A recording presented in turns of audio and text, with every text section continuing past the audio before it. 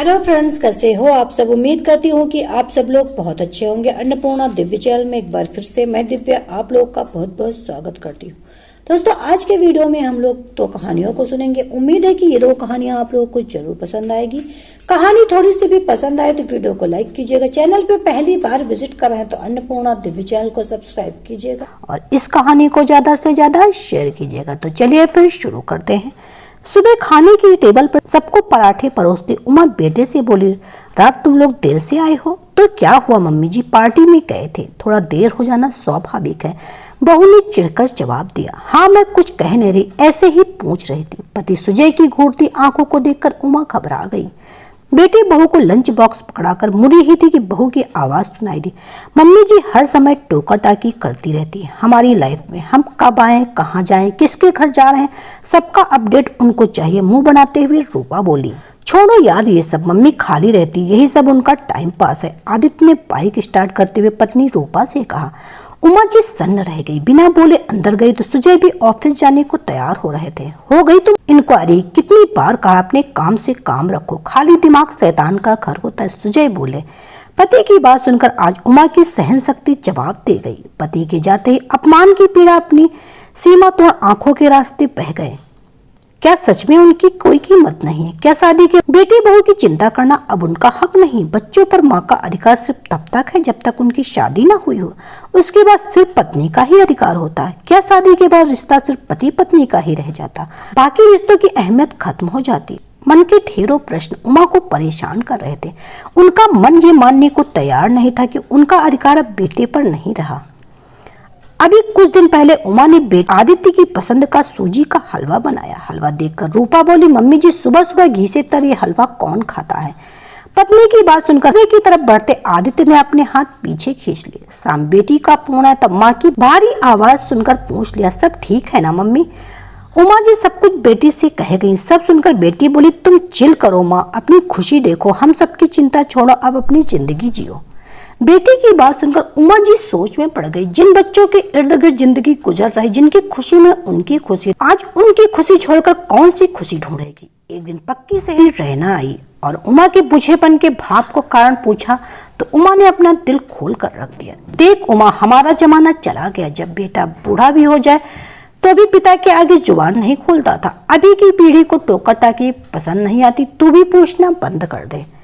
पर मैं माँ हूँ, अपनी भावनाओं को रोक नहीं पाती, उमा बोली। भावनाओं को प्रकट कर जब घर की शांति भंग हो रही तो क्या फायदा है उन्हें दिखाने का? एक बात और गांठ बांध लो, जो चीज सरलता से मिलती है उसकी कीमत को कोई नहीं समझता, उतना ही कर जितना जरूरी। रहना तो उमा को समझाकर चली गई। अब बारी थी उमा की अपने को सीमित करने की। सुबह सुबह बिट्टू और रूपा की चीख पुकार से उमा भागकर रूपा के कमरे में गई। रूपा बिट्टू को डांट रही थी, कुछ भी कहना नहीं सुनता, जवाब देने में माहिर हो गया, बड़ों से जुबान लड़ाता है। रोते बिट्टू ने कहा, तुम और पापा भी तो दादी और दादू का कहना नहीं मानते हो। मम्मी तुम तो दादी को जवाब देती हो, वो भी तो तुमसे बड़ी हैं, वो तो तुम्हें नहीं मारती। मैं आप लोगों के साथ नहीं रहूंगा। बिट्टू की बात सुनकर जो जहां था वहीं सन्न हो गया। थोड़ी देर बाद आदित्य ने चुप्पी तोड़ी। माँ मुझे माफ कर दो, मुझसे गलती हो गई।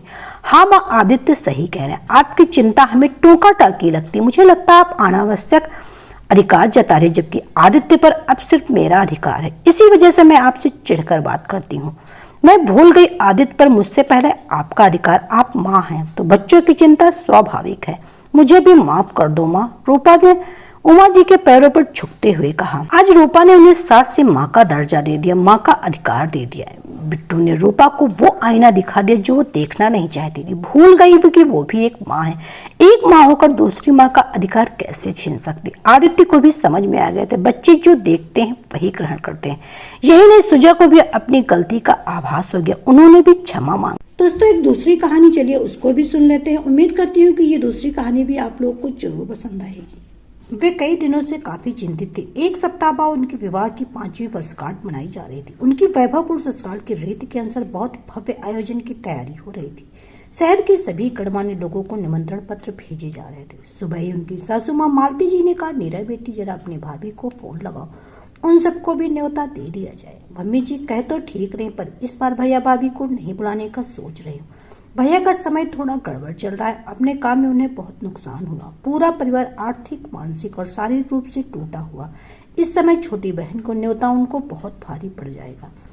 किंचित सोचकर मालती जी बोली, हाँ सुना तो हमने भी और दुख भी बहुत हुआ, पर ऐसे ऊंच नीच तो जीवन में चलता ही रहता है। ईश्वर चाहेगा तो सब ठीक हो जाएगा, पर न्योता तो जाएगा ही। मालती जी ने उनको सुझाया कि ऐसी हालत में भाई के परिवार पर बोझ मत डालो। उनकी इज्जत के लिए तुम उनके हाथ में कुछ बढ़िया गहना रख देना।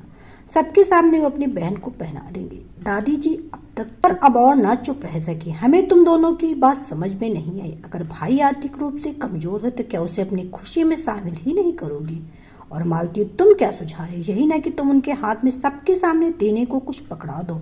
अरे इससे उनके स्वाभिमान को कितनी चोट लगेगी, उनका कितना अपमान होगा। भाई बहन के रिश्ते अनमोल होते हैं, भाई भाभी का अपमान नहीं होना चाहिए। दादी जी आप कितनी सही बात कह रही है। मैं भैया के अहंकार को चोट नहीं पहुंचा सकती। बेटा, हर रिश्ते नाते को धन दौलत की तराजू से नहीं तोला जा सकता। तुम पूरे आदर के साथ उन सबको बुलाओ। तुम्हारे सुख सौभाग्य में उनका आशीर्वाद बहुत आवश्यक है। वो कृतज्ञ नेत्रों से दादी जी को निहारती रह गई। तो दोस्तों, ये छोटी छोटी 2 कहानियां थी, आपको कैसी लगी हमें कमेंट करके जरूर बताइएगा। उम्मीद है कि जरूर पसंद आई होगी।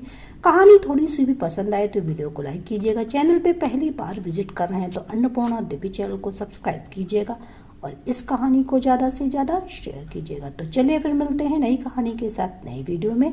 तब तक के लिए bye bye. Subscribe now and press the bell icon. Never miss an update.